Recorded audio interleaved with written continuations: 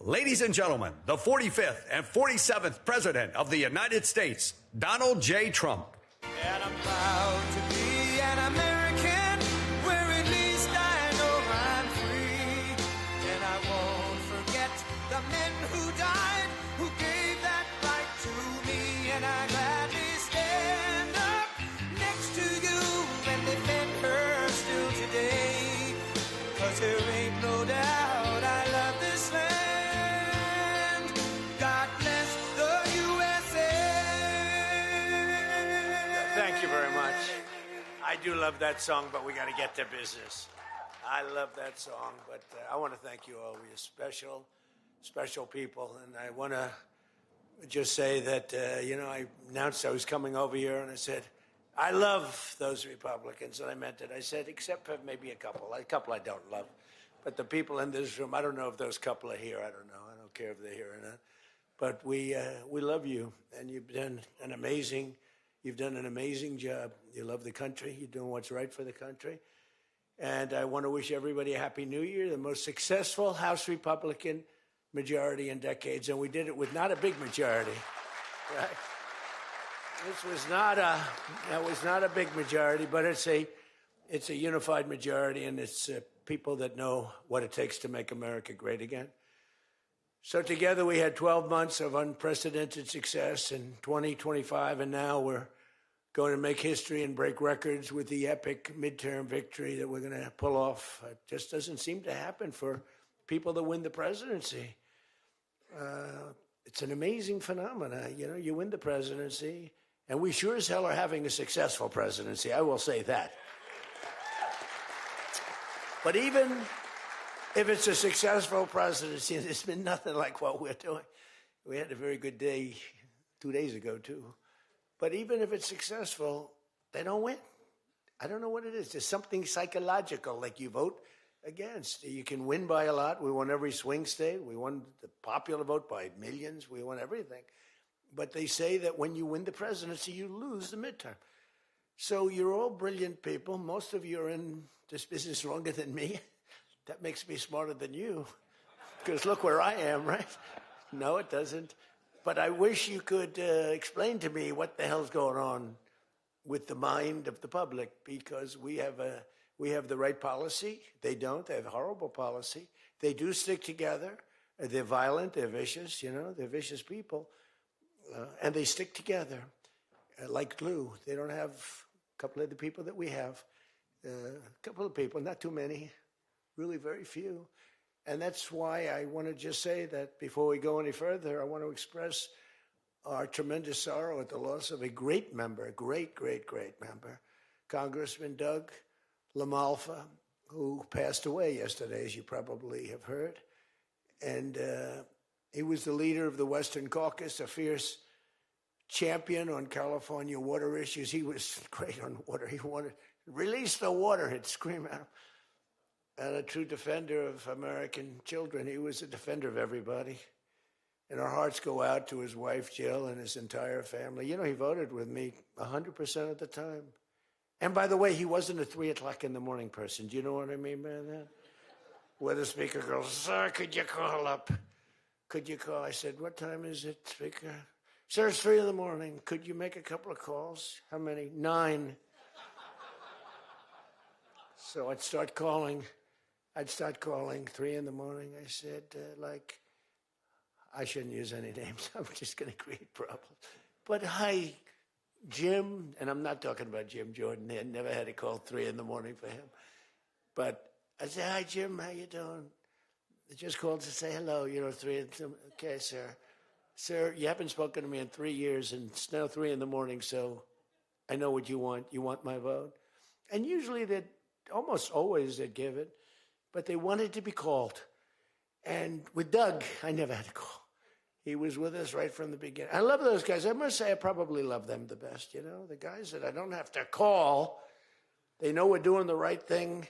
I have a couple that are going to be with us all the way, but they just want the call.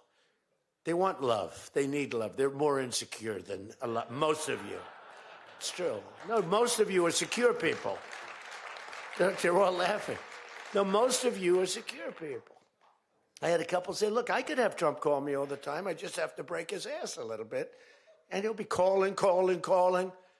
But I appreciate those. We actually had a little party. We opened up a beautiful section of the White House in the Rose Garden, and we had a party for all of those people that I never speak to and vote for me. And, you know, I spoke to Doug, but I didn't speak to him about, never had a problem. And I was really saddened by his passing and was thinking about not even doing the speech in his honor. But then I decided that I have to do it in his honor. I'll do it in his honor because he would have wanted it that way. He would have wanted it that way. He would have said, do that speech. Are you kidding me? Do the speech, big guy. But he was a fantastic person. Man, that was a quick one. I don't know quite yet what happened, but boy, it's a tough one. He was just with us. He was our friend, all of us, every one of us. And I also want to send our best wishes to Congressman Jim Baird and his wife, who are recovering from a car accident. They're going to be okay, but they had a pretty bad accident. And we're praying that they get out of that hospital very quickly. He's going to be fine. She's going to be fine, but it was a bad accident. And I want to thank the man who has been central to so many of our triumphs. He really has been. He's the guy that would call me to make those calls all the time. He's always working. And he's a nice person. You know, he's a high-quality person. But I want to tell you, he's a very tough cookie. I've seen both sides. Not often do I have to see the other side, because he's just, by nature, he's a very fine, religious. I like that. He's a religious person. I like that. I like religious people. It usually means they're more honest. Sometimes it doesn't happen that way. I've had some real religious ones that did numbers on me, and I said, I'm going to get them someday. They got me by surprise, but it's usually good, okay, right? And his name is Mike Johnson, Speaker Mike Johnson.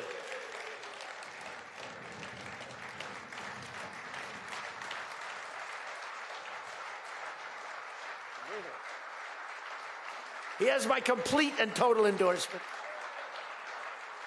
Stand up, Speaker. So, you know, but it is true. A lot of times they'll say, I wish Mike were tougher. He's tough. He's tough as anybody in the room, actually. But can't be tough when you have a majority of 3. And now, sadly, a little bit less than that. A little bit less than that, maybe. But you can't be Trump. You can't, I want you. You make 10 enemies, 20 enemies. That's the end of that, right? Everybody loves him. I would say there's one person he's given up on. I think he just gave up on this guy. He's so bad. He never votes for us. But no matter how good, he won't vote for us. There's a sickness there. There's something wrong. You can have the greatest bill, the greatest for the country. Forget about for Republicans. Great, great, great for the country. I'm a no vote. We don't even bother calling him at 3 in the morning, do we? Huh? But I want to thank another guy who's as tough as they come, because he went through something that none of us have gone through. I went through a little shot, but I get that throbbing feeling every once in a while. But what he went through was incredible. And that Steve Scalise, he got hit hard. Where's Steve? Steve.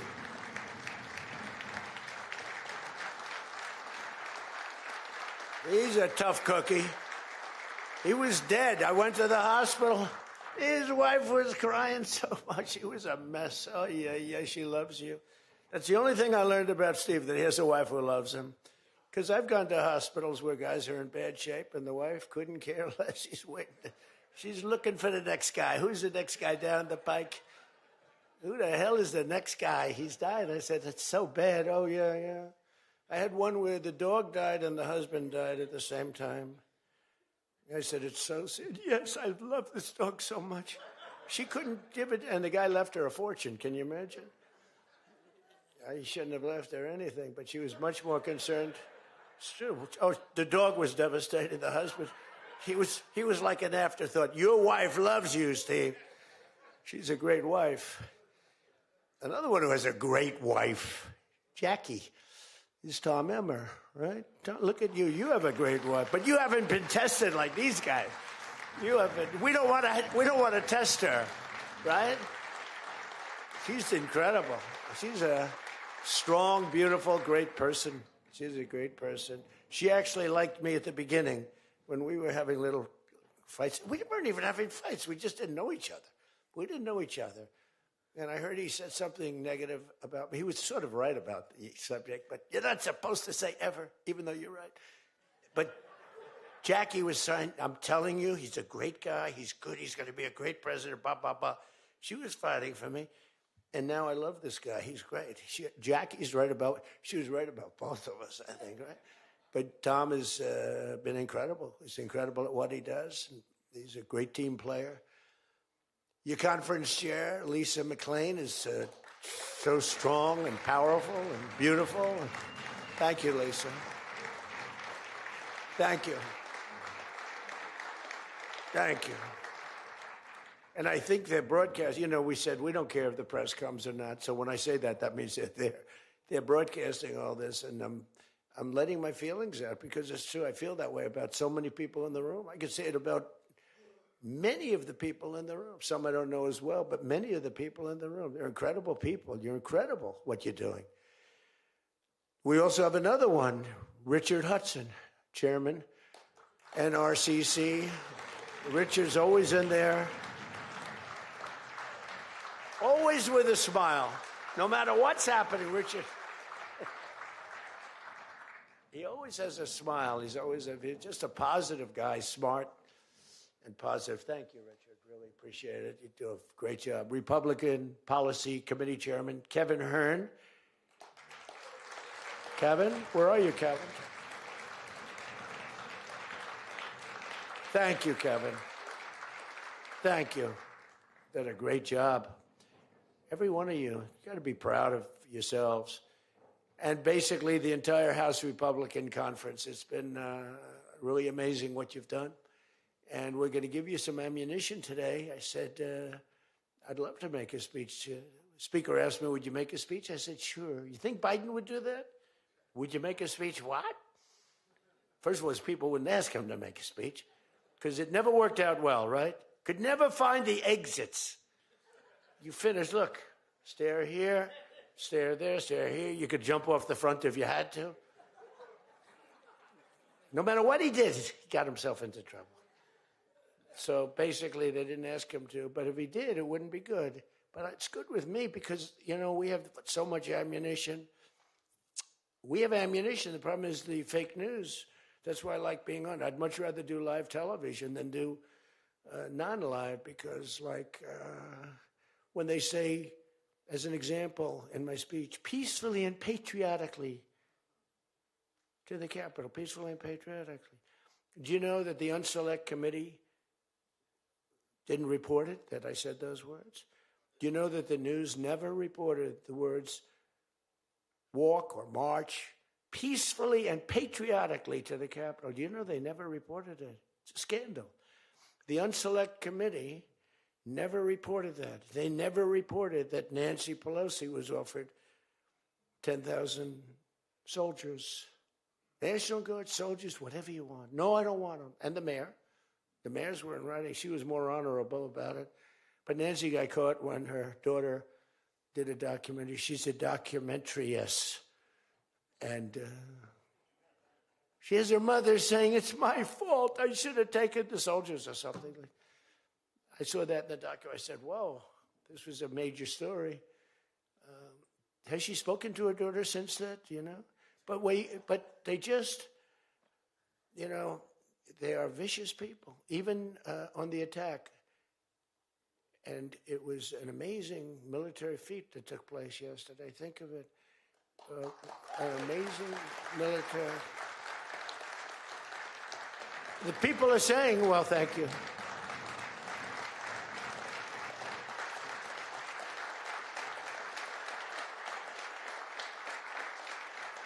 People are saying it goes down with one of the most incredible. It was so complex. 152 airplanes, many. Talk about boots on the ground. We had a lot of boots on the ground. But it was amazing. And think of it, nobody was killed. And on the other side, a lot of people were killed. Unfortunately, I say that, soldiers. Cubans, mostly Cubans, but many, many killed. And they knew we were coming, and they were protected, and our guys weren't. You know, our guys are jumping out of helicopters, and they're not protected, and they were. But it was so brilliant. The electricity for almost the entire country was, boom, turned off. That's when they knew there was a problem. There was no electricity. Caracas, there's no electricity. It's not the only people with lights were the people that had candles. It was just off. So we sort of got them a little by surprise, but it was brilliant tactically. It was an incredible thing.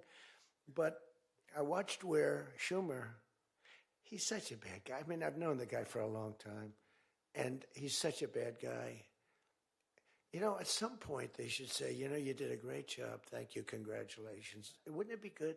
I would say that if they did a good job. Their philosophies are so different, but if they did a good job, I'd be happy for the country. They've been after this guy for years and years and years. And, you know, he's a violent guy. He gets up there and he tries to imitate my dance a little bit. But he's a violent guy. And he's killed millions of people. He's tortured. They have a torture chamber in the middle of Caracas that they were closing up. But he's tortured people. And now what they do, the radical left, they actually have people, and it's hard to get them. They're all paid people. Most of these people are paid. You know they're paid when they have brand new, beautiful printed signs by like the highest quality printer. And you have a woman, free Maduro. And the sign is before we even did the attack. You know, free Maduro. Why do you want him freed? I don't know, but he should be free. Oh, she reads the sign. What does that say? It says free. Well, that's what I believe. And, you know, you see the sign. It's like, Lisa, we should all have quality signage like that. The one thing I want their sign maker. The guy is great. He does beautiful signage. You know, the old days was better when they used to write out their own sign, wasn't it? They'd make a sign in the basement. They'd have an old broken board holding up a sign, and it's made with a magic marker, sloppy as hell, and it meant something. But today, when you have that yellow and black, they should use different colors a little bit. But the yellow is a beautiful shade of yellow. No, I want to find out who that is. I want him to work for the Republican campaign. He's much better than our guy, whoever the guy is. But the United States proved once again that we have the most powerful, most lethal, most sophisticated, and most fearsome. It's a fearsome military on planet Earth, and it's not even close. You know, I've been saying it for a long time. Nobody can take us. Nobody. We don't want to have it. We don't have a discussion, but you read all and you see everything else. Nobody could have done that. Nobody has our weapons. Nobody has the quality of our weapons. The problem is we don't produce them fast enough. We're going to start producing them much faster. We're going to be very tough on the companies. We have the best weapons in the world, but it takes too long to get them, including allies. When allies want to buy them, and they have to wait 4 years for a plane, 5 years for a helicopter. We're not letting that happen anymore. We're telling our defense contractors, you're going to start building faster. You know, guy makes... I have a big problem with it. I'm the king. I have sold more Boeings than any human being on earth. They gave me an award, Salesman of the Year. I said, what about Salesman of the in the history of Boeing? I've sold more Boeing planes than any man in history by far, probably over 1,000. Over 1,000 planes. I said, that's the good news. But why should they wait 3-4 years to get a plane? They should build them, get them immediately. The F-35s, it takes too long to get them. The Apache helicopter. I mean, I had India coming to me, sir, I've been waiting 5 years. We're changing it. We're changing it. India ordered 68 Apaches, and Prime Minister Modi came to see me. Sir, may I see you, please?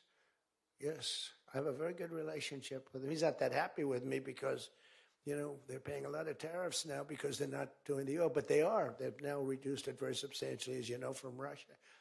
We're getting rich because of tariffs, by the way. I hope everyone understands that. They hate to report.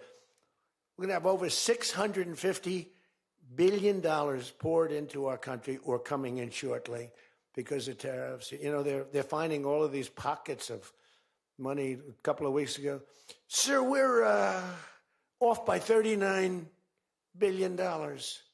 Oh, is that good or bad? Meaning, do we have it or are we short of it? Sir, it's $39 billion that we can't account for. That means we have an extra 39. Yes, sir. And I said, well, what are you saying? We just don't know where it came from. I said, check the tariff shelf. Sir, that tariff doesn't start until September. He said, no. It started about a month and a half ago. Check it. Comes back 25 minutes later. Sir, you were right. It came from tariffs. This never happened to us before, where we find plus 39 billion, not million, plus 39 billion. They were missing. We've taken in $650 billion or shortcoming, and that's because I'm being nice. If I want to be, and we have national security because of tariffs. And frankly, we have a big Supreme Court case. I hope they do what's good for our country. I hope they do the right thing. The president has to be able to wheel and deal with tariffs. Now, if you have the right president, it's good. You have the wrong president, if you have the wrong president, nothing's good. Tariffs are the least of your problems. We found that out for 4 years. We had the worst president, did the worst job. They had the worst policy. We have to even run against these people. Now, I won't say cancel the election. They should cancel the election because the fake news will say, he wants the elections canceled. He's a dictator. They always call me a dictator. Nobody's worse than Obama and the people that surrounded Biden. Not Biden. I don't think it was Biden. He didn't know what the hell was going on, okay? The election was rigged. He had no idea what happened. He still doesn't. The auto pen. And by the way, you ought to make a big deal out of the auto pen. The auto pen was your president. Because most of the things were signed by AutoPen. And you're not allowed to do that. I signed very little. Now I just sign everything because it's just so crazy. But, like I had the other day, we elevated a general to 4 stars. I think you should sign that. That's a big deal. A general did a great job, was elevated to 4 stars. And I had the general in, and I signed it in front of him, held it up. You got to sign that. You can't give it to an auto pen. And you can always tell an auto pen. One thing, it has 2 little tiny dots. You know that? 2 little dots. You know what that's from? 2 pins. They go bing, bing. They're wonderful things. But you got to sign it.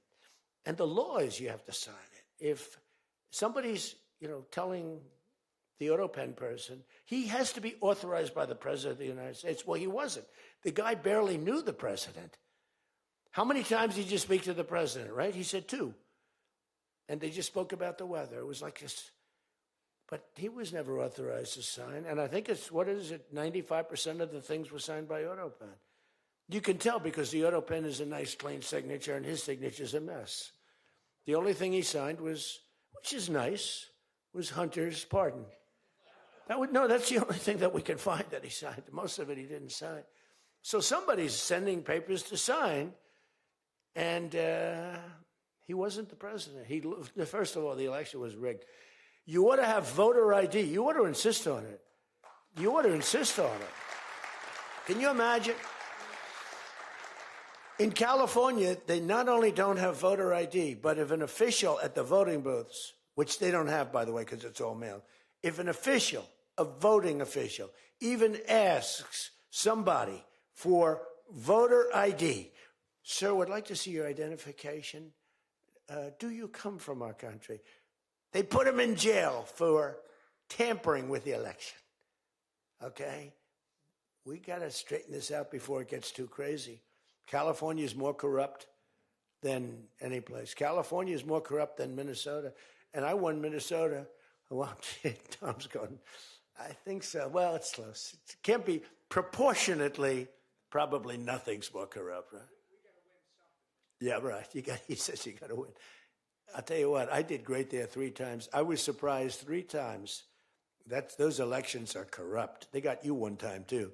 But I heard a long time ago, but they got you. But they got to straighten those out. But we have to have voter ID. And, when you confront a Democrat about voter ID, like in a debate or something, I said it a couple of times with Biden, and they're very embarrassed when they say, we want voter ID, voter identification.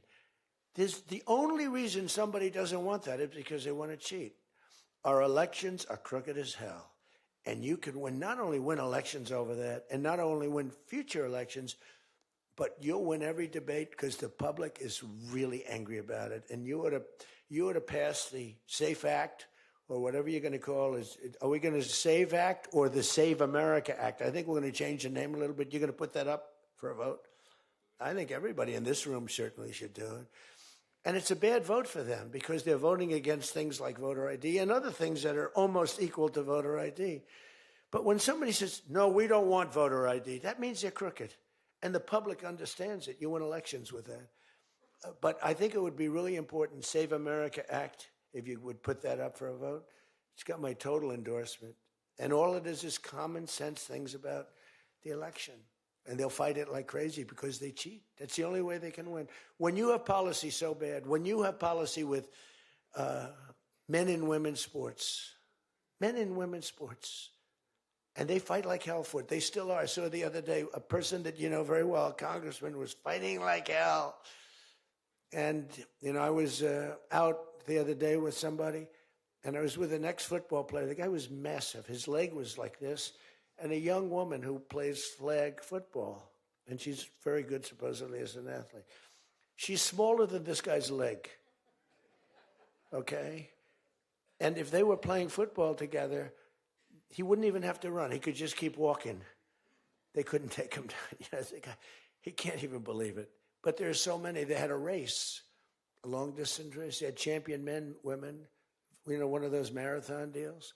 The man finished 5 hours and 14 minutes and 36 seconds sooner. He beat the champion woman by 5 hours. It's so demeaning to women. It's so ridiculous, right? It's so ridiculous. The weightlifting, take a look at the weightlifting records.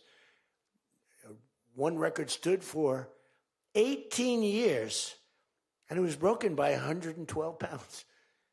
They couldn't get 1/8 of an ounce, you know? They'd put an 1/8 of an ounce on. Then she's going to break the record for her mom, who's sitting in the front with her father. I'm going to break it. And she's out there. We're adding 1/8 of an ounce to each side. This record has stood, ladies and gentlemen, for 18 years. But she's going to do it. She's looking to get into the Olympics, right? And she gets up, and they put a little tiny thing like this, little thing. And my wife, by the way, my wife hates when I do this. She said, you know, she's a very classy person, right? She said, it's so unpresidential. I said, but I did become president.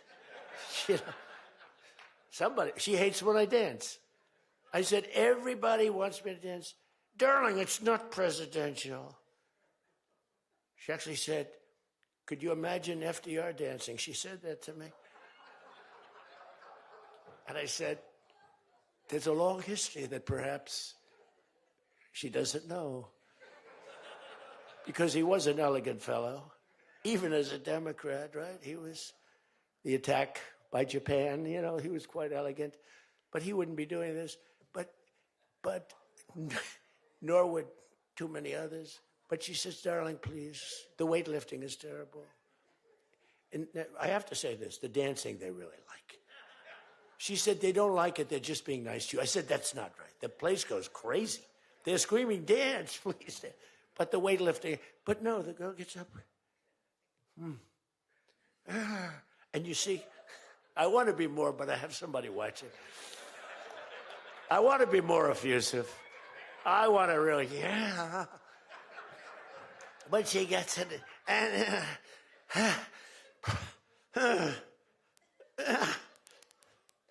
drops the thing, walks off the stage crying. Her mother's crying, her father's crying. Guy gets up. He said, have you lifted before? A little bit. And he walks up, bing. He could have gone ding, ding, ding, ding. I think it was 112 pounds, right? It's crazy. Or the beautiful boxer. They have boxing now. And that they have a young gentleman who transitioned. He was a very good boxer, but he wanted to be a woman, which is, you know, to each his own. Because I want to be very liberal when it comes to these subjects. I'm trying to get that vote. It's not an easy vote to get. It's very tough for me to get it. But he transitioned, and he transitioned. And the girl was a champion boxer from Italy, remember? She got up first round. He hit a boom with a left. A left, for those, everybody here knows about, but a left, Lisa knows better than anybody, but a left is defense. He goes, boom. She's like, oh my. She walked to the corner, remember? She didn't go down, but she did everything else. But she said, I've never been hit like that before. I don't want to go out again. You can do it. You can do it. Bang. She walked off. She said, he happened to win the gold medal, that young woman. He won the gold medal. There were two transition people. They both won gold medals. The whole thing is ridiculous. You have policy on your side. They don't have policy on your side. Right? You have policy. And I saw this guy fighting like hell. The swimming records is ridiculous when you look at the swimming, any records. It's crazy. And it's so demeaning to women. Women are and for a long time, they refused to talk about it. They were embarrassed to talk about it. Now they do talk about it. They talk about it openly. But they have the worst policy on everything, open borders. We want open borders. They still want an open border. We did the greatest job ever on borders. And I think they forgot it. My guy said to me today, I have a great guy, Ross. He's the greatest speechwriter. He said, sir, let's not mention the border. Nobody cares about the border anymore. Can you believe it? This was the biggest, this was the biggest thing there was. It says to me, nobody cares about the border because it has a shelf life. I fixed the border. I fixed it in my first term, but now I really had to fix it. It was much worse, when I came into office. Millions and millions of people were pouring into our country. And I fixed it. And my guy, who's incredible, says, people don't want to hear it, sir. You've done that. The problem is people forget that I did it. They totally forget. They were talking about the other day, we don't like Donald Trump on this. We don't like Donald Trump on that. And somebody just out of the blue said, well, he did an unbelievable job. Who cares about that? They're saying, that's been done. What do we do about that, Mike? Everything you do. It's almost like, what have you done lately is the way you have to run your life. In other words, I could have the most unbelievable 4 years, and I guess I'm not allowed to run. I'm not sure. Is there a little something out there that I'm not allowed to run? But let's assume I was allowed to run. I could have, there's going to be a constitutional movement. No, I could have the most unbelievable 4 years. Everything was great, but in the last week, I made a little slip up in something, and you lose the election. It's like, so we can't let them forget that we did such a great job on the border. By the way, Venezuela, everyone, they're marching in the streets. They love it, except in New York. I mean, where they find these people? These people, they're not these people are a mess. I know it's not nice to say that. These people are a mess. Where do they find these people? They're the worst looking people I've ever seen. They got hats that are all frayed and they look like, they're all paid. They don't even know what they're talking. When the reporters don't interview them because they know that it's, the press is so anti. It's hard to believe the press could be so anti because it's all common sense. It's not, we're conservative, whatever. Doesn't matter. We're all common sense people. It's not even conservative. It's common sense. But the press has no credibility whatsoever. Think of it. I got 97% bad stories on one network, 93% on the other, and I won in a landslide. You know what that means? The press has no credibility. That's all it means. And we got to keep it that way. So I don't talk too much about the swimming, the weightlifting, the boxing. I don't talk about it. You know why? I want to start bringing it up about a week before the election because I don't want them to correct themselves. I don't want them to say, we've decided that we don't want to have men playing in women's sports. That'd be a devastating blow for us. Because that's, they say it's an 80-20. No. It's about a 98-2 issue. We've decided that we will not have open borders where the entire world, from the Congo, prisons from the Congo, these are extraordinarily tough people. These are people that make our motorcycle gangs look like fine young men. Okay? Our motorcycle gangs are wonderful people by comparison. No, they come in from prisons in the Congo. They come in from prisons from all over the world, but in particular Venezuela. Tren de Aragua. Tren de Aragua comes in, and Tren de Aragua, they say it's the worst gang in the world. It makes our gangs look like little sweethearts. It makes our gangs, you want to take them out to dinner, they're so nice. They cut off the fingers of people. One guy makes a phone call in Colorado. The governor stinks in Colorado. He's no control. So Tren de Aragua, they don't want to do anything about it. So ICE has to go in and take them out because the governor doesn't want to do anything. But they make a phone call. They've taken over my building. The landlord's calling. They took over his building. So the governor doesn't want to do anything. But he calls the police, the guy. They come in. Did you call the police? This is Tren de Aragua. We're talking to the man that owns the building. Did you call the police? Yeah. Boom, they cut off his fingers. If you call him again, the next time your hand comes off. Can you believe it? The guy's walking around, his fingers were cut off. And these are the animals that we're throwing the hell out of here. Washington, D.C. is now the safest city in the country. And you people know that better than anybody because you were, I mean, think of it. You're in Congress. You're respected people. You're afraid to walk outside. Washington, D.C. Now, we had a terror attack 4 weeks ago, and one person's looking down from heaven, and the other one is actually recuperating and going to make it, I think, but really badly hurt. Really badly hurt. Most positive mother I've ever. No, my son's going to be fine, sir. The mother was telling me that the night of the attack, I went just like I went to you. I spoke to this incredible woman. Sir, everyone's praying for my son. He's going to be fine. The doctors thought she was, just hoping against hope. There was no chance. And 2 weeks ago, he got up and started walking around. It's amazing, actually. So maybe some really bad. It looks like he could be okay. He's going to have pretty bad after effects. But that was a terrorist attack on people that are doing a great job. And it could have been anywhere.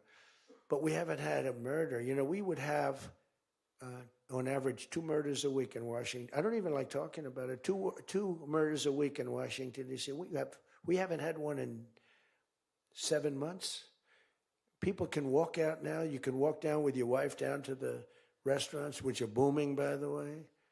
I mean, if you go back to before I got in, and we did a pretty good job 4 years ago, but there was never this, in my first term. So when we were during the first term, we were pretty good, but, it wasn't like that big of an issue. It became a big issue because people were being mugged all over the place. We had a couple of people working in the White House that were killed. We had one guy waiting for his wife in a car. They said, "Get out of your car." He said, "Well, I'm waiting for my wife." They blew his head off. The wife is walking up to the car. Animals. And then they get angry when I say, "They're animals." Nancy Pelosi, "They're not animals, they're human beings." No, they're not. This is another thing. That's a 98-2 issue also. No, they're animals, and we've taken them out. We've took out over 2,000 people, brought them back to their countries from where they came, or they're in prison now in Washington. Because it's not just like, you have to take the bad ones out. 2%, 3% of the population causes 90% of the crime. Think of it. 2% of the population in Washington, D.C. causes 90% of the crime. So when you get rid of the 2%, we took out over 2,000 people, got them out of the country or in prison. Some were so bad that we didn't want to send them back to their countries because they'll come back in, even though it's hard now, but, they're pretty smart. They're sick, but they're smart. But you're now living in one of the safest cities in the country. It's a great thing. You can walk to the restaurants. Restaurants are booming. New restaurants are open. They were all closing. You wouldn't have had a restaurant. And I don't know about you, but to me, those soldiers standing there look so good. I'm not going to feel safe walking down the street without them. I don't think you would either. Even though, we took out so many criminals, I just feel better. To me, they're beautiful. I look at these soldiers, and you feel safe. You feel safe. I don't think if we took them out, even if the crime wasn't much, it would definitely be more. We did a great job in Chicago. They don't want to talk about it. We, against all this slob of a governor, this stupid slob, who's the family threw him out of the business. He was a dope, and the Pritzker family. But they threw him out of the business. And the mayor, he's a low IQ person. extremely low IQ. We should give everybody, like, these competency tests, right? The cognitive, they call it cognitive.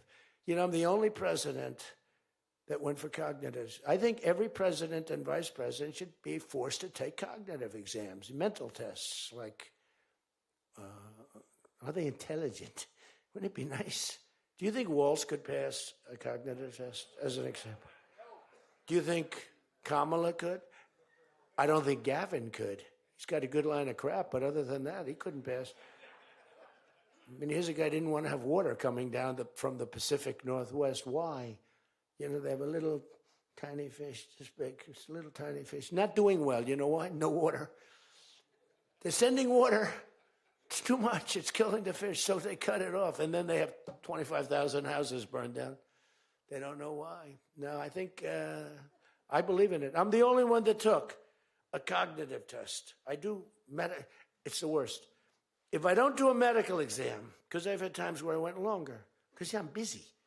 If I don't do a medical exam, they say, Trump's not doing an exam. There must be something wrong with him. If I do the exam, they say, why did he do this? Why did he do this part of an exam? He did too much. There's something wrong with him.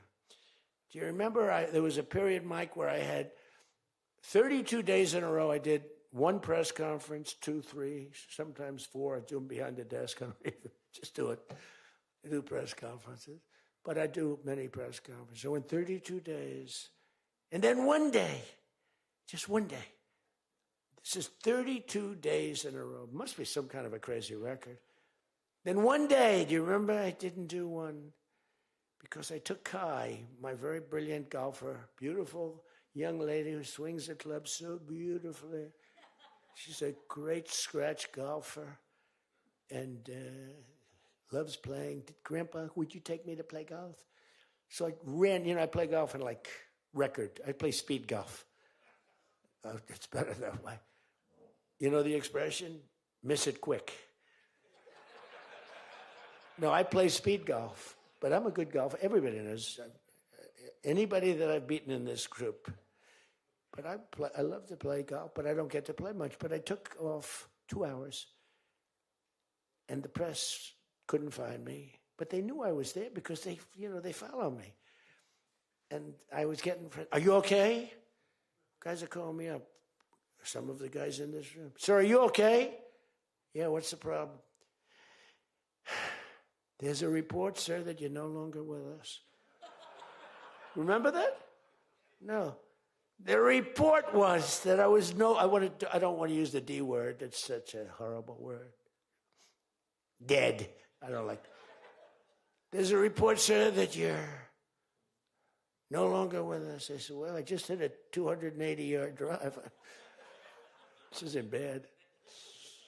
And, it's one of the, and it took me a couple of weeks to get that one straightened out. The new one is they did a report in the fake news New York Times where I worked this day from early in the morning till late in the evening, but we don't give out a full schedule. It's like who the hell wants to give out a schedule to these people? But it's all work. And this, in particular, this day was brutal. I never got to leave the seat. You couldn't do anything. It was just one after another after another. And this went on from early in the morning till late in the evening. And my people gave out a report. He had lunch. They show a report, lunch with somebody. And they did a story. Donald Trump is slowing down. He only had lunch. And then he went back up. And they said, that's malfeasance, whoever did, right? No, it's terrible. I was actually more angry with my people than I was with the New York Times. But they wrote a story. And it takes you a period of time to recover from these hits. And it's almost no matter what you do, but you have to keep a positive eye. But we have a fake press. We did a thing that's so incredible on medicine that nobody has ever done it. Reducing favored nations, most favored nations, we reduced the cost of medicine at levels that have never even been dreamt of before. We should win the elections on just that thing if we did nothing else and went home. Go home. We did favored nations where we're bringing down the price of a pill. As an example, in London, the pill sells for $10. In New York, it sells for $130. That's 13 times as much. Most favored is I want to pay what the lowest nation in the world is paying. Everybody knew about it, but nobody had the guts or the stamina to do it or the respect from other nations, but I do. And then you also had to get the drug companies. The drug companies were not easy, but they were much easier compared to the other nations. So the other nations used to tell the drug companies, we're not going to pay more. You kept it for years, the same price. Everything, we just kept going up, up, up. And finally I had the drug companies and I said, listen, fellas, you can't do this. Can't do it anymore. I'm not going to let it. We're going to do it. And you're not going to do it. And I did things to them that were brutal. But I really found out it was the nations that were so tough. So when France was told that the pill will go from $10 to $30, it's a big increase, right? But it's not really. And that ours would come down from $12 or $13 down to $30. So theirs would go from 10 to 20 or 30. And ours would go from $13 down to, meaning $130 down to 20 or 30. So it's a huge drop for us. Now, depending on the way you calculate it, it could be thousands of percent down. It could also be 90% and 80%. You know, there's two ways of calculating. I don't know if you know. They said Donald Trump exaggerated. Now, there are two ways of calculating it. But calculate it at 80, 90%.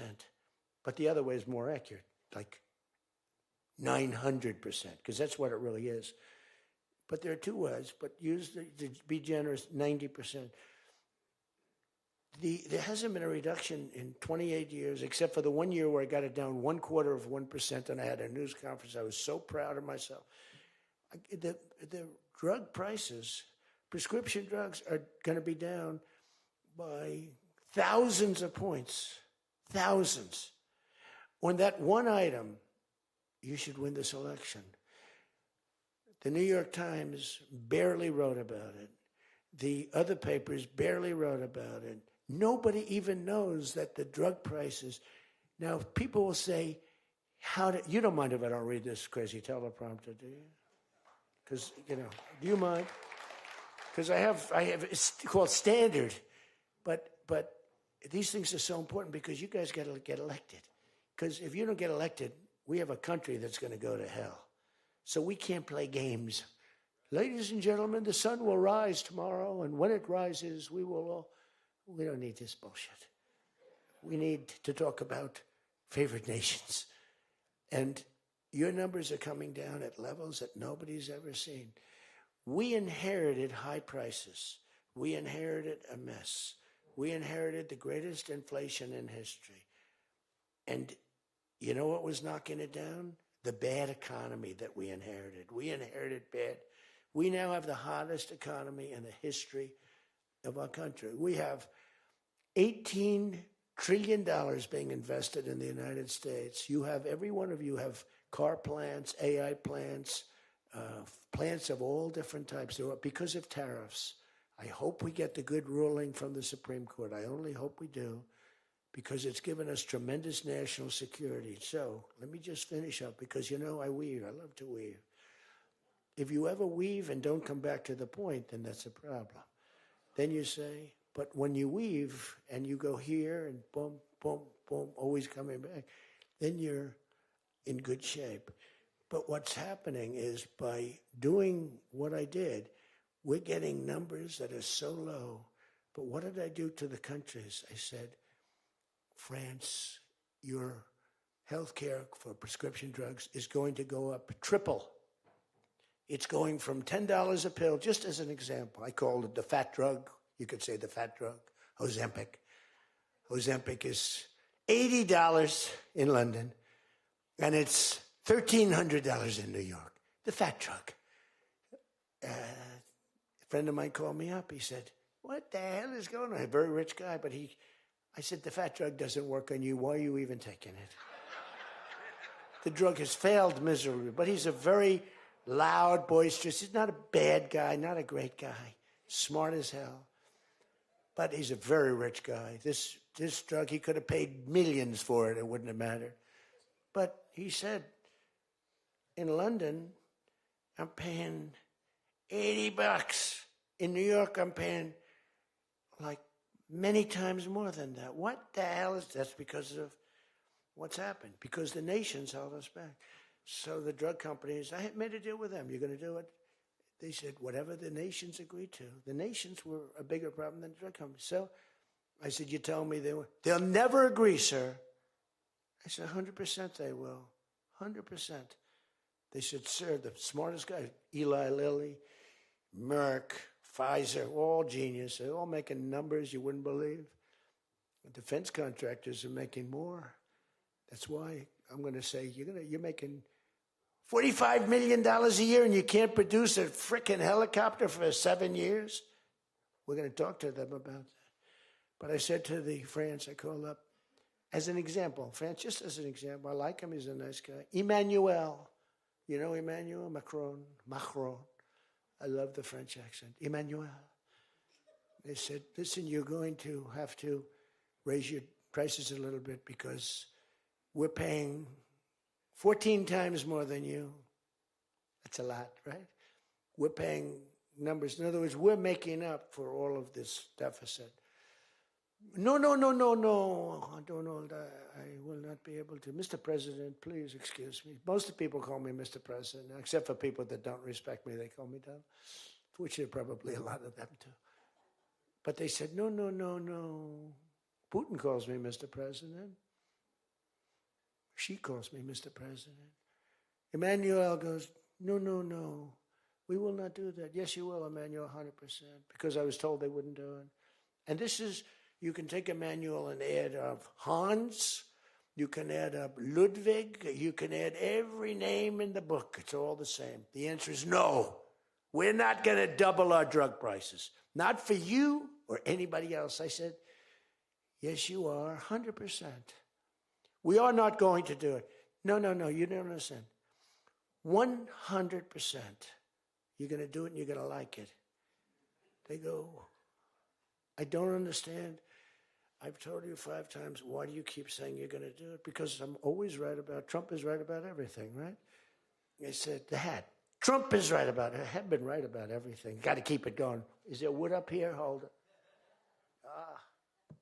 I always like to, just in case. Trump was right about everything. And I said, so you're going to do it, Emmanuel? No, I'm not. I said, okay, here's the story, Emmanuel. If on Monday you haven't agreed to every single thing that we want, I'm putting a 25% tariff on everything coming out of France, including your wines, your champagnes, and everything else. No, you cannot do that. I said, I can do that, and I will do that. Even for national security, I'll do that. But this is for medical security. And 100%. Now, let me explain.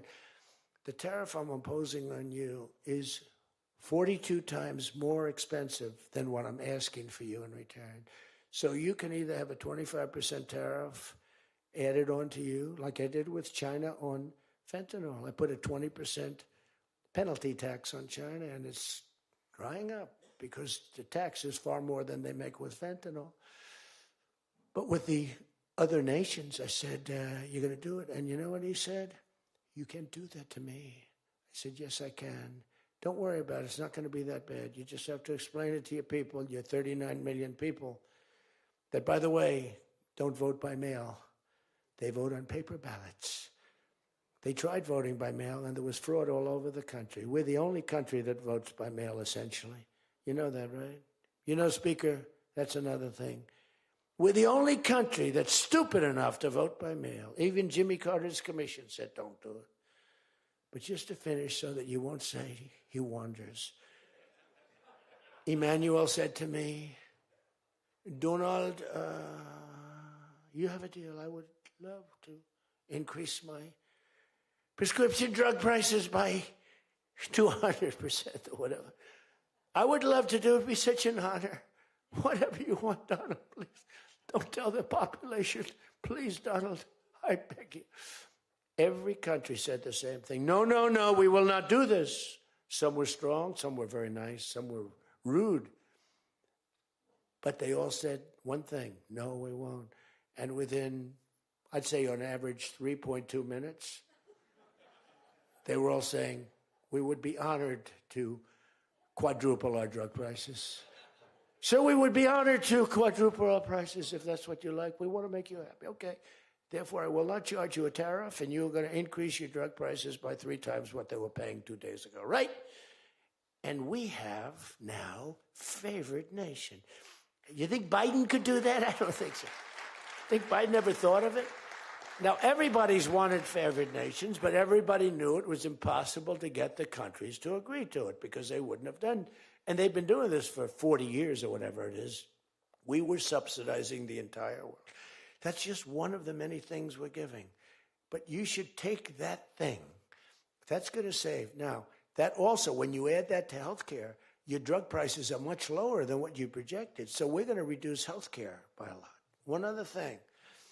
On healthcare, it's never been our issue. It should be our issue. We had a very nasty vote from a couple of people. I guess Collins, I guess Lisa Murkowski, and I guess a man named John McCain. Remember? Thumbs down. You remember. He said, I'm all for 10 years he campaigned. I don't want to be nasty, but for 10 years he campaigned on Obamacare. We're going to destroy Obamacare. We're not going to do it. And then we're going to terminate it. And then, it was a little surprising. We could have had health care, good health care. Obamacare is bad. And the people understand it's bad. And the premiums are horrible. But one thing I've learned a lot about healthcare. I found healthcare sort of like not of tremendous interest, but it was very important. And I made it of tremendous interest. So I made a statement a couple of months ago because I saw the numbers. I said, boy, because, I like to see what's going on. That's one of the reasons. By the way, we set an all-time record again today. We have the highest stock market in the history of our country by far, every single month. That's another thing you should camp. They like to demean that. The Democrats, well, that doesn't mean anything. That's just, no. That means jobs, and it means 401ks, because a lot of people have 401ks. And they have, best lawyer in the room, the best, have 401ks, and they have 401ks like, I had a young policeman. I told this story twice, but it was the same thing. This was a recent case. I had a case years ago because I had a great economy. We had the greatest economy in history during my first term. My first term was a tremendous success. But again, nobody wants to talk about that. We rebuilt our military. We did things that nobody could have done. We did a great job. This term is blowing it away. It's blowing every term. There's never been a president that had a year like this, especially a starting year. And we should win based on that too, all things. But the 401k, so there's a policeman, and he comes up, and he was guarding me along with lots of other people. Sir, I want to thank you. What? My wife thinks I am the worst investor in the world. And for the last year, she thinks now I'm Warren Buffett. She said, you're smarter than Warren Buffett. You're a better investor than Mr. Warren Buffett, sir. I said, how's your 401k? It's doubled. It's going up. It's going up. I said, just relax. But 401ks are through the roof. Those are us. Those are the people. We have the highest stock market in history. 47 days out of 11 months. We have just a piece of the last month left for the first year. 47 days out of 11 months, we hit a new record. Well, we hit one last night. We hit another one today, I understand. But we hit one last night, a new record, brand new record. All exchanges, not just, Dow. Dow was up, but all of them. We have another record, that's the 47th time in 11 months that we've hit an all-time high. And the future, because we have more money coming into our country than any country has ever had by far. The record was about $3 trillion many years ago by China. We've got $18 trillion pouring into our country. You know why? Because of tariffs. Because if they build a factory, they don't have to pay any tariff. But if they make it in another country and they send it in, they have a very big tariff to pay. So they can't pay that tariff. So what they do is they come in and they're building. By the way, this is what China did to us for many years. It's just reversing it. Other than we have a great product. We were losing our product now. Tell you what, if I had lost this election, if you had Kamala, it's the same thing, Joe and Kamala, I call them equals. If you had Kamala come in, I believe that our country would have been Venezuela on steroids. I used to say that during the campaign. If I don't win, we're going to have Venezuela. So we have 18 trillion coming in. I think we could hit 20 trillion by the time the year is up, right? It's less than 1 year, 18 trillion. The record is $3 trillion. $3 trillion is a lot of money. 18 trillion is not even thinkable. That's all investment. That's building factories. That's building plants.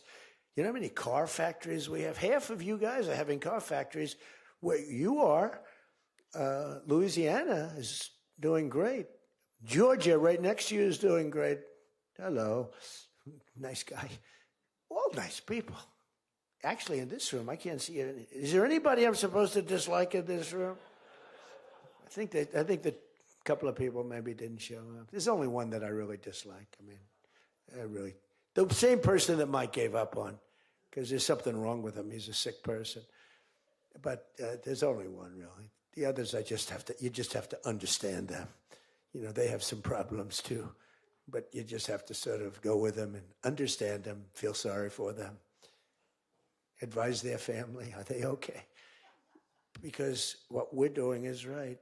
But $18 trillion, car plants being built. I was in Japan. Somebody admonished me, he shouldn't be traveling. I don't like to travel.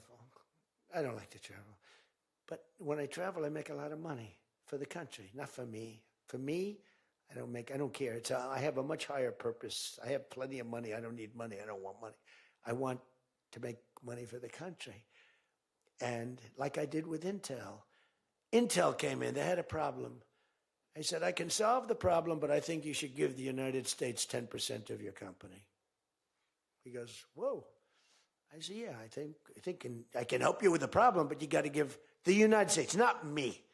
Sometimes I'll say, give me, but when I say me, I'm talking about, I'd love to accept it, but I don't think that law enforcement would like that, right? I'm very cognizant of law enforcement, perhaps more than anybody in history. Actually, a friend of mine who's really smart said, you know, you've got to be the most honest guy in history because you have been examined, your books, your records. I have a big business. Every record, I had these Democrats hired the biggest accounting firms, the biggest law firms, the biggest. I went through years of abuse. And here I am. They didn't find anything wrong, remember? We want his tax returns for years. We want his... Finally, the Supreme Court, shockingly, I'm the only one. This couldn't happen to anybody else. You have to give your tax returns, right? I gave my tax returns. They're from here to here. It's a big business. It's a great business. And I built a great business, like much bigger and better than anyone even understands. But I gave my tax returns. They go from here to the ceiling practically. They got them. Headline, Trump to give tax returns. Supreme Court ruled I had to give my tax return. Can you believe it? Everyone said, you're not supposed to do that. And by fighting, they think you're trying to hide something. You know, naturally. I gave my tax returns. That's the last we ever heard. They hired the biggest accounting firm in the world, most powerful lawyers in the world. They spent millions and millions of dollars going over those returns. There hasn't been one story that I did anything wrong. So this friend of mine who's highly sophisticated, rich guy, smart guy, said there's nobody that I know that could have gone through an examination like that and not ended up in prison. Nobody ever had to suffer like I did. Nobody ever did that to anybody else. You know, there was an expression, Andrew Jackson was the most abused president in the history of the United States. You know who second was? This is before me. You know who second was? Abraham Lincoln. But he had a civil war, so we have to give him a pass. But Andrew Jackson was treated horribly. He was a great general and a good president. So bad that his wife died. I mean, his wife died. They were horrible. But I just saw a report came out the other day. I blow them away. He never got impeached twice. I got impeached twice on nothing. On a perfect phone call, remember? Perfect phone call. Tim Scott, who's a great guy, great, wonderful guy, South Carolina, straight guy, right? He is a good guy, good person. He's an honest person. He read a transcript. Thank goodness I had a transcript. Essentially, the call was taped because they tape calls. I didn't even know. So was that call taped? Yes, sir. I said, oh, well, bring it down. I don't even know. And we read the transcript. It was perfect. It was so good. I told Ukraine not to cheat. And if you see any cheating, report it to the Attorney General of the United States. That was my call. They said, he was trying to intimidate. All I said is, don't cheat. And we have a signed agreement that Ukraine can't cheat. You know that. It's the only country we have actually signed. They violated the agreement many times, I would tell you. You'll find out. I was right about that, too. But nobody's gotten treated. But this guy said to me, for you to have escaped. But the one thing, and I'll just end it, because Jim Jordan back there, world champion wrestler, 128-1. Whatever happened to the one guy? The Russian. He lost. How dare you lose to a Russian? Do you know the more impressive record for Jim? Because I'm a big sports person. I love sports. Jim went to high school. As in high school, he was considered like the top wrestler. But he was undefeated in high school. Now, what that means is that as a freshman, he was beating seniors. Is that true? Were you actually undefeated? Seriously, were you undefeated in high school? That means as a freshman, he had to beat seniors, Steve.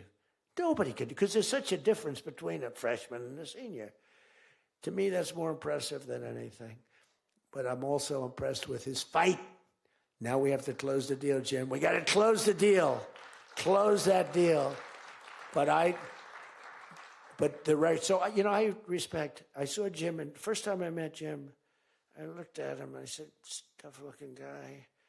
But I noticed the ears, they were a little rough.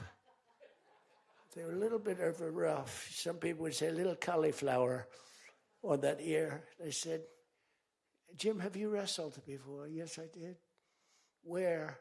Was it Ohio State? Something like, he was an All-American at Ohio State. I said, yeah, I could sort of tell. I look at the ears and I can sort of tell. But have you had plastic surgery on your ears, Jim, now? Because they look better now than they did the first time. They've healed over the years. They've healed. Actually, now you're wrestling with probably much tougher people, the radical left lunatics, right? But anyway, so I just want to leave it by this. I want to say that you are great people. We have all of the policy. We have wonderful. Just stay together. We got a few people that make life very difficult. They don't have that. I used to say they don't have a Mitt Romney in their midst. I mean, Mitt Romney was very difficult. You know, he was almost like for them. It was on the Senate side. But we have a couple of people that are really bad. I mean, they're bad, but maybe they'll straighten out. Maybe somebody in the room can sit them down and straighten them out, because what we're doing is the right thing for the country. We're not Republican or Democrat. We're doing the right thing for the country. If you look at what we're trying to solve the health care problem. We're trying to get better health care at a lower price. I mean, that's a good thing, right? And the one thing I learned, and just in concluding, and I said it like a month and a half ago, and it was the number one thing in the country. Even the fake news covered it. They tried to put a negative spin on it, of course. I said, I read a story about insurance companies making a fortune. A fortune. Their stocks were up 1,700%. Who invested recently in a stock that's up 17? And that's because the money that they're getting from Obamacare is massive. And the government generally. that means they're making a fortune. And as soon as that, because I'm like, I have a natural, I don't want to say it again, but I have a natural business instinct. I do. I've always done things. I've done some things that people said you're crazy and I made a lot of money with. I've done a lot of things that were good. I have an instinct, right? Somebody said, he's got the best political instincts of any politician in 150 years. I said, no, I don't. I really don't believe I do. I think I have good instincts. I have common sense.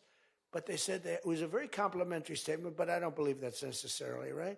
But I do have good policy. I have good common sense. And maybe they wheeled that into instincts.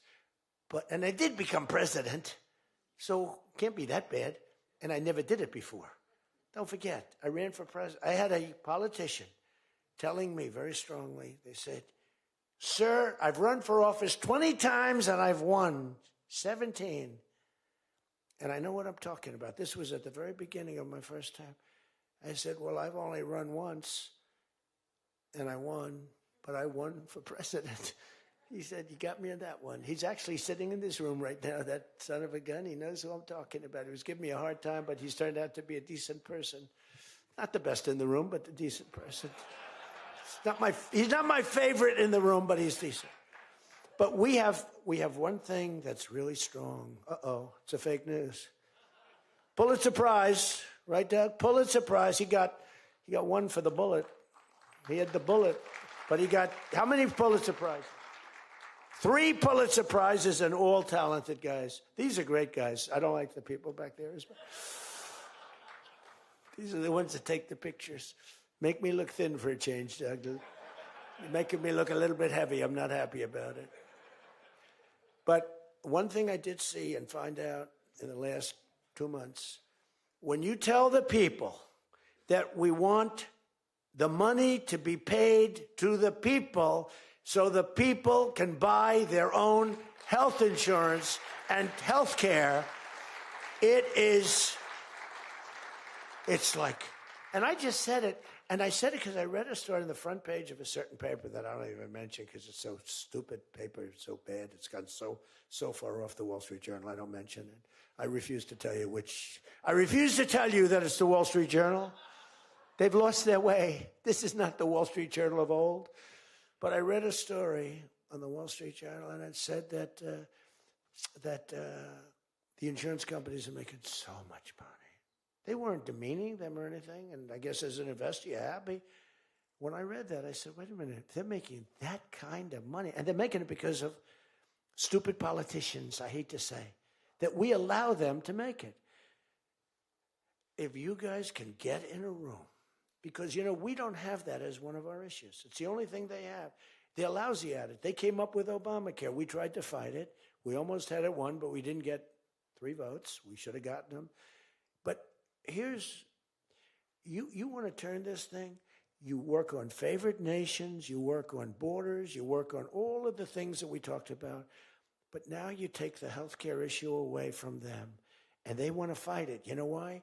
They're all owned by the insurance companies, and they cannot fight it successfully. There's nothing they can do. That's like almost the voter ID thing. When they try and fight, I watched a guy trying to explain why we shouldn't have voter ID the other day, and the guy was a fool. He looked like an idiot. This is the same kind of an issue. Let the money go in the healthcare account or however you do it. Let the money go directly to the people. Now, you have to be a little flexible on Hyde. You know that. You got to be a little flexible. You got to work something. You got to use ingenuity. You got to work. We're all big fans of everything, but you got to be flexible. You have to have flexibility. I came out with a statement. Let the money go not to the big fat cats and the insurance companies that made 1,700% over the last short period of time. Let the money go directly to the people where they can buy their own health care. And I'm not sure that I've ever said anything that was more impactful. I say a lot of things and have a lot of good ideas. And this was an idea that, the whole world went crazy. The whole country went crazy. The world went crazy with envy. If you can somehow do that, Mr. Speaker, Tom, all of you, Steve, if you can do that, you're going to have, this is going to be your issue. And the other thing is fertilization. They're trying to hit us on fertilization. They were dead on fertilization when I got a call from a very wonderful young senator from Alabama saying they had just lost a case. And the case, I've never been met with such scorn. Friends of hers were just going crazy. And I said, explain the issue to me. And it was on IVF, the fertilization.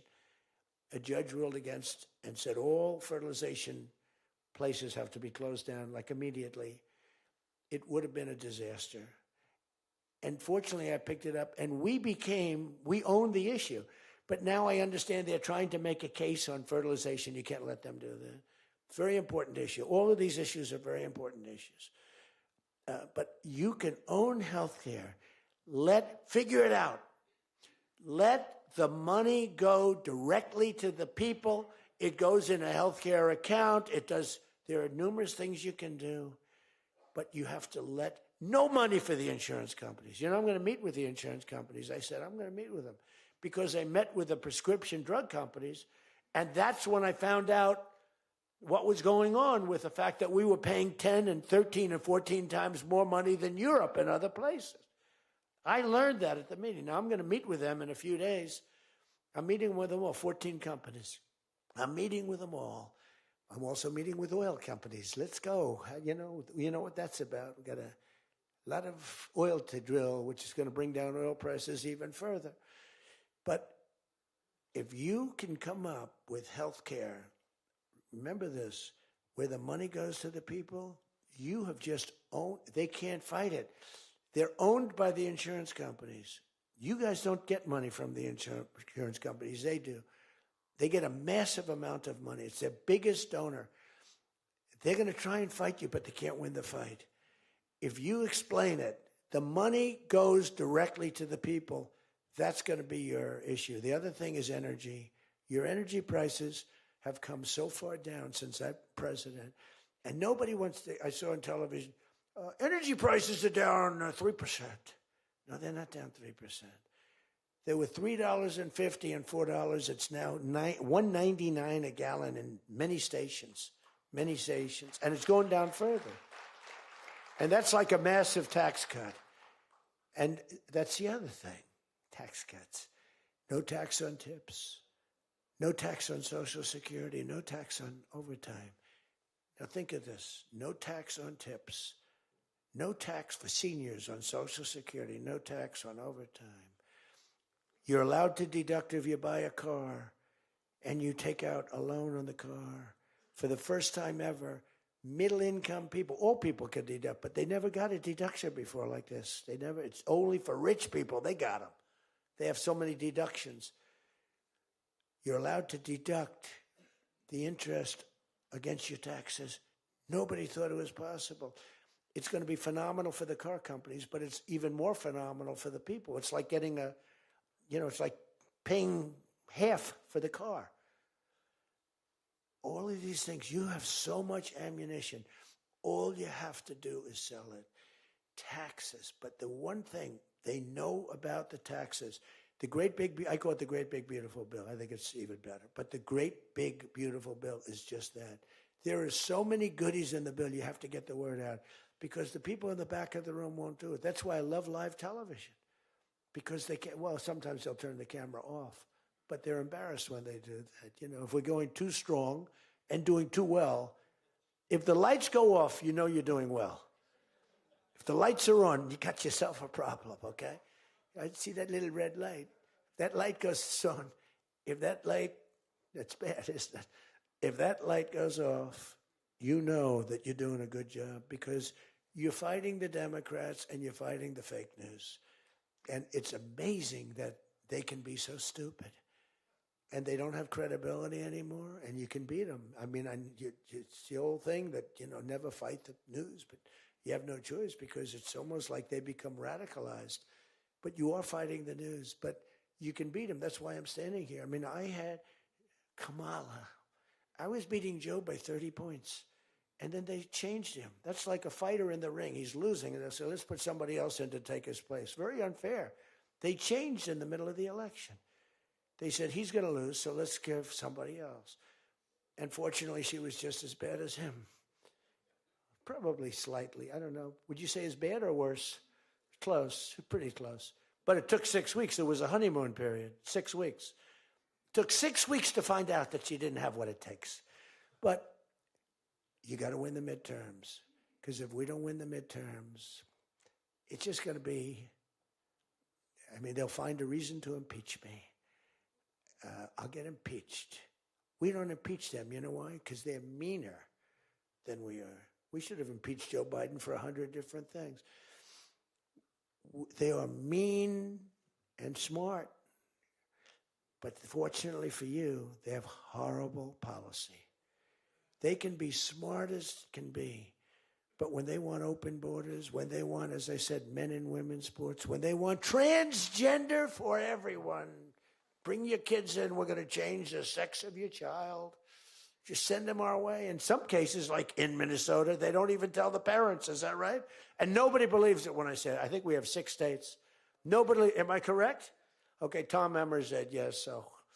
But it's true. Where the kid comes back, they keep the kid. They operate on the kid. They don't tell the parents. It's not believable. We have great, solid common sense policy. They have horrendous policy. What they do is they stick together. They never have a no vote. They impeached me. I never knew I was going to be impeached. I get a phone call. You just got impeached. I said, what does that mean? It took them 10 minutes. They impeached the president of the United States, who did a damn good job. I rebuilt our military, Space Force. I got everything. I did a lot. They impeached me for nothing, twice. For nothing. Fortunately, you were on our side, and we were unanimous. And the second time, the few people in this little group, like Rice and this, they're all gone. Every one of them is gone, except one that we're going to sort of let ride with. Some guy that has a state that you might as well just let him ride. But think of it, everyone's gone. Everyone's gone. It makes me feel so good. I don't want to feel vicious, but I'm so happy that everyone. And they're seriously gone, too. They lost in landslides. This guy named Rice, he lost by 48 points. Right? Remember him? Oh, no, there he is. What a job you did, Mr. Fry, Congressman Fry. I looked around for somebody. It's true, this was a good choice. We've made some bad choices, too, because you have to do it. I said, who the hell can run against this guy, Rice? It was a Trump plus 40 district. They had riots around his house that night. You know, he voted, I vote to impeach. And that night they had riots. So they said, who the hell? Just give me somebody. A warm body. And then, no, it has to be a living, breathing person. And then if I could get a genius, it would be good. And we got a guy who is so good. He's been, I think, are you happy with him? I think so. Stand up, Rob. He's great. I said, where does he come from? He's like a senator, state senator or something. I said, all right. I spoke to him one time. I said, you're accepted. But little did I realize how good he was. You did a great job. You've done a great job, and the people love him. So he has done a great job. I just want to say this. I haven't read one word on this thing. Who the hell else could do this? And I think I gave you something. It's just a roadmap, and it's a roadmap to victory. You have so many good nuggets. You have to use them. If you can sell them, we're going to win, because we've won 2 races in like 50 years. It's, for whatever reason, I don't know why, but just don't fight it. It doesn't make sense. There have been 2, and they were unusual circumstances. So whether it's a Republican or Democrat, whoever wins the presidency, the other party wins the midterm. And it doesn't make sense, because we've had the most successful year probably in the history. They say, and now you add what happened essentially yesterday, we've had the most successful first year of any president in history. And it should be a positive, and make it a positive. So With that, I leave you. I do. And I started by saying I love you all, and I'll end by saying I love you. You're amazing people. What you do for this country is incredible. And thank you all very much. Thank you. Thank you.